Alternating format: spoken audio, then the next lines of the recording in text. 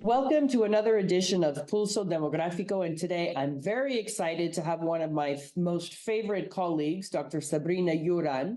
She is a development sociologist and regional advisor for data and population dynamics at the United Nations Population Fund Regional Office for Latin America and the Caribbean. And Sabrina brings a lot of experience in population and development. Her research has been all about identifying geographical and socioeconomic health inequalities globally, regionally, and nationally, by studying particularly vulnerabilities and resilience. So Sabrina, welcome. Great to have you with us today. Thank you, Alanna. Thank you so much for inviting me and for being part of it. Now, we're so excited to, that you have this mixed balance of public policy work, academic work, but, working with United Nations Population Fund to support countries as they face these significant demographic changes that we're seeing. So let me start with the positive. The region has seen really quite amazing social advances. Can you tell us a little bit about what key improvements in health and education stand out for you, and how have these really impacted the quality of life for people across Latin America and the Caribbean? Oh, absolutely. And I'm really happy that we're starting on the positives in this podcast. What we have seen over the past few decades, Latin America and the Caribbean have really made remarkable strides, right? We see that people are living longer, life expectancy has really risen significantly, and maternal mortality has dropped. And we've also seen really big improvements in terms of access to health services, especially in sexual and reproductive health. And in terms of education also, we have seen that enrollment has really expanded across all levels. And so one of the most encouraging trends, I would say, is the increase really in access for girls and for young women. And that's not just a win for education, right? It's really a game changer for societies. And so when we've seen those, and we've seen these advances also really reflected in everyday life, because we see more women that are participating in the workforce. We see more children that are growing up healthier and also really better nourished. And we also really see a generation of young people who are the most educated in the region, or the region has ever really seen. And so all of those gains, of course, have really expanded people's capabilities, and they really improved the well-being and laid the groundwork for more inclusive and more prosperous societies. Okay, Sabrina, so that all sounds pretty positive, but what are the challenges? Is this the case for everyone in the region, or what's really going on? And I think that's actually where it gets really interesting, because all of this progress really created what we call a demographic sweet spot, right? A demographic window of opportunity, where the working age population is large and healthy and educated. And that's also the moment really when the working age population is bigger than that of the dependent population. So with fewer children and with fewer older persons to support. And in theory, this should be the perfect moment really to boost economic growth and development. But as a region, we've only partially capitalized on that moment. This is really important. How do we chart this new path? What is the development approach that's needed then, based on everything you're saying? That's such an important question. And it's not an easy question, but I think one that we really have to reflect on as a region. Because yes, many countries in Latin America had, and also some still have, a demographic window of opportunity. We did invest in health and in education, and that part worked, right? But the region did not go far enough to really creating decent and inclusive jobs. Mm-hmm. And so what happened? A lot of young people enter the labor market with education to find informality, to find unemployment, and to really also find jobs without rights and protection. And so you can think of it as a bridge that was built, but never fully to the end. So we got people to the edge through education and through health, but we didn't really finish the pathway that really leads to real economic empowerment. And so the potential was there, but policies didn't always really keep pace with it.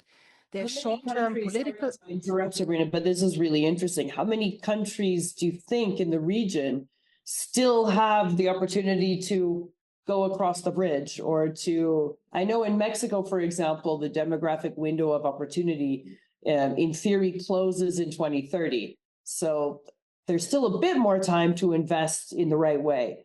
But what about the rest of the region?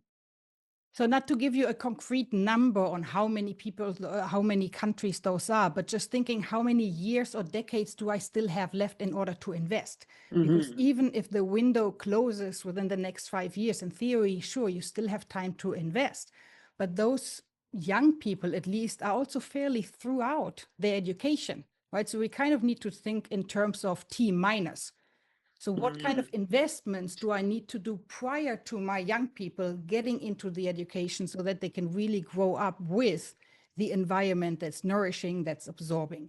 So I'm not going to say that 5 years is too little of time, but I think across the region, we really do need to accelerate those investments and get across some of those real challenges that are in the way, like short-term political cycles, right? Entrenched inequality, lack of long-term vision that really oftentimes gets in the way. And now, as demographic structures shift yet again, because we are the region that is accelerating in aging, we are the region with a very steep decrease in infertility.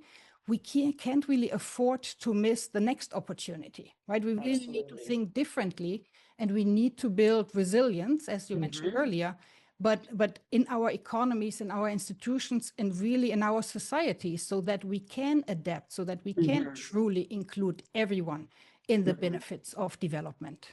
Fantastic. And I think, you're really raising the issue then of demographic resilience. So you're talking about long-term planning, the ability to anticipate this demographic change, plan for it, and thrive basically through this demographic change.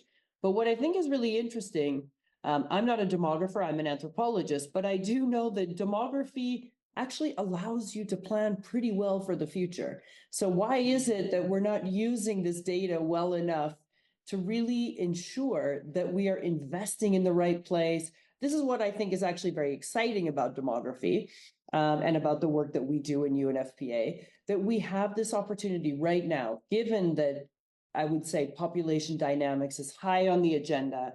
We can really support countries in coming up with demographically resilient policies that support all of the people that you're talking about, that are inclusive and really support the kind of development we need to see.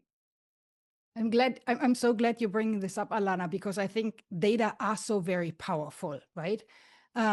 Oftentimes we see population data just being about counting people, but it is so much more, right? It's about anticipating the future, because it really tells us where schools will be needed, because we know where children will be living 5, 10, 15 years from now. But it helps us really also shape health services for an aging population, because we get from it the understanding that health needs evolve with age, right? A larger, older population will require very different care than younger ones. And it also really tells us where to invest in care systems, because older persons also won't just need pensions, but they need places to live and people to care for them. You asked for the challenges. I think that we also really need institutions in the region that are actually equipped to make that data useful. And that means the technical skills, but also the political independence and the ability to plan beyond the next election cycle. And I think in terms of like practical work, what we do at UNFPA, I think our work around the population situation analysis is actually a very fitting example, because it's a tool that really works with countries and support countries to integrate demographic intelligence, demographic insight into national development planning. And so we look not just on where the population is right now, but where they are going and what that means for social services, for labor markets, for resilience. When countries do this, we start to see actual results, right? We can see more targeted, more nuanced policies where efficient investments and perhaps importantly also stronger and social contracts between the society and itself, right? Because people who feel seen and policies become more responsive to the realities on the ground. Absolutely. Well, thank you so much, Sabrina, because I mean, this is really a key issue for our region, for Latin America and the Caribbean, as you mentioned, you know, the region facing the fastest declining fertility rates, aging population. So these are conversations that we absolutely have to have with policymakers, and there is no quick fix. We need these long-term strategies. So thank you for all the work that you do to support governments in the region in reaching those goals.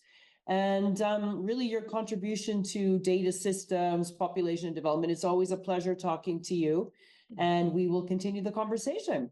Thanks a million, Sabrina. Thank you so much. The pleasure is likewise. Thanks, Alanna, for having me.